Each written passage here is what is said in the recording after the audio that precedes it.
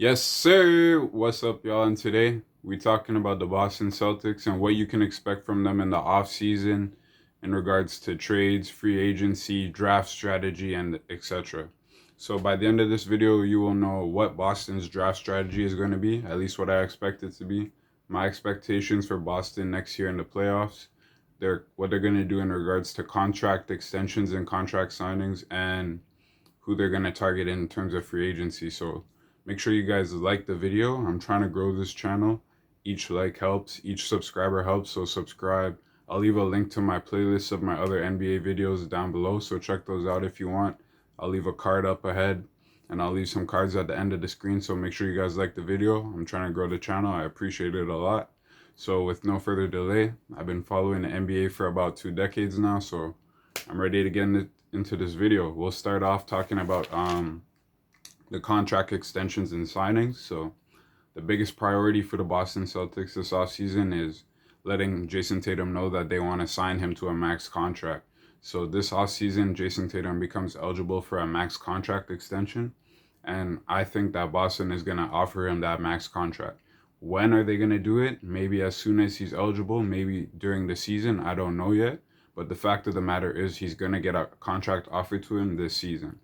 And whether or not Tatum accepts that, that's going to be up to him. The rumors on the street is that he's leaning towards signing it. If he doesn't sign it, the next thing that's going to happen to him, it means that in 2021 offseason, he'll be a restricted free agent and other teams can offer him max contracts as well. But Boston ultimately has the right to keep him if they want. But the rumors are he's thinking about signing with Boston this offseason, so we'll see how that goes. Next up, we have Gordon Hayward. He's making about $30 million, $32 million this year and next year also. He has a player option for next year, and I expect him to take that player option because right now with the pandemic and shit, the salary cap's kind of in fluctuation. So I think a guy like Gordon Hayward is going to try and lock in that money right now. So expect to see Gordon Hayward staying on the Celtics, at least temporarily. We could see Boston explore some trades for this guy, maybe like um, trades with other teams. Like I heard Indiana as an option. People want to see like a trade centered around Miles Turner and Gordon Hayward type of thing, which would be a good trade for Boston, I think. But yeah, we'll see what happens. All I know is that Gordon Hayward's probably going to pick up that player option. Ennis Cantor also has a player option. He's probably going to pick that up.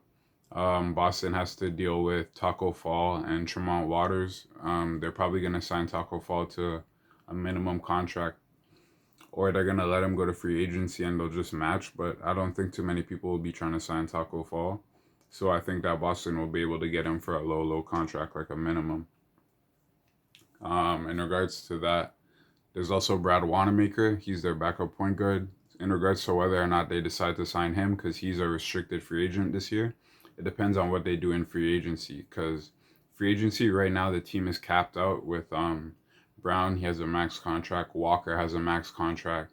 Hayward has a max contract. Like all these guys just capped out the team, so they can't really afford to do too much in free agency. What they can do is use the mid-level exception. For them, it's going to be either 5 million or 9 million, and I could see them going after a point guard, a backup point guard.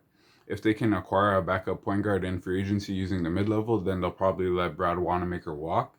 If they can't get a point guard using the mid-level, then they'll probably keep Brad Wanamaker. And if they can't get a point guard, their next thing that they would get is either a 3-and-D guy to bolster the bench, get a 3-and-D guy, or get a big that can kind of play some minutes over Ennis Cantor. Right now, their big rotation is Ennis Cantor, Daniel Tice, Robert Williams, and Grant Williams. So if they can get a big that can kind of like rim protect and shit like that, I'm sure they would rather have that. But yeah, in terms of free agency targets, they're going to be wanting to target a point guard, a backup point guard, like, for example, DJ Augustine.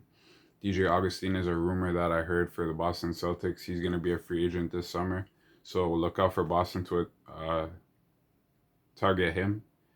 He's a decent point guard. He came off the bench last year for Orlando. He averaged like 10 and 5. He's a vet. I think Boston could benefit from him. And him, his playmaking, his shooting. He's like a 40% 3-point shooter. So look for Boston to target him. Yeah, so that's their free agency. They're not really going to do much. Just maybe pick up one player with their mid level. Maybe do some veteran minimums here and there. in terms of draft strategy, the Celtics actually have 4 picks. The 14th pick is their highest pick. So what I expect the Celtics to do is probably use that 14th pick to acquire some young talent. And if they don't use that 14th pick, they would use it in a trade package with one of their players, whether it be Marcus Smart. I know a lot of Celtics fans don't want to see Marcus Smart go, but they could use that 14th pick in a trade package to go get another player. I don't know. But yeah, so I know that they have limited roster spots and they have 4 draft picks in this draft, so they'll probably use the 14th pick, get a good guy in the lottery, and then those other 3 draft picks, I expect Boston to be trading. So on draft day, look out for Boston and make a lot of trades. Depends what they're trying to look for. If they want help right now, they could trade those picks for role players. If not, they could trade those picks for future picks in the future. Boston always has bare draft picks, so we'll see what happens. Yeah, now that's pretty much everything in regards to their off-season contracts and signings and their free agency and draft strategy. In terms of what I expect for them in the playoffs next year, I expect Boston to go to the conference finals or the finals. What it depends on for Boston to make the finals depends on Jaylen Brown and Jayson Tatum making another leap. This year they made 2 leaps. It's like they got better, and then when they came back during the bubble, they got even better again. So next year, for them to be able to make the finals, they're gonna have to make another leap. They're both young. I think they have what it takes. So if they want to make the finals, they're both gonna have to take another leap and become better. Jayson Tatum's playmaking improved this year. Jaylen Brown's driving and 3-point shooting improved this year. So I think they still have a lot of room for improvement. So we'll see what happens with that. Anyways, with no more delay, I'm going to end the video there.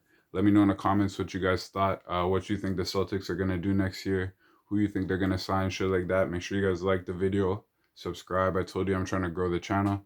All right, that's it. Peace.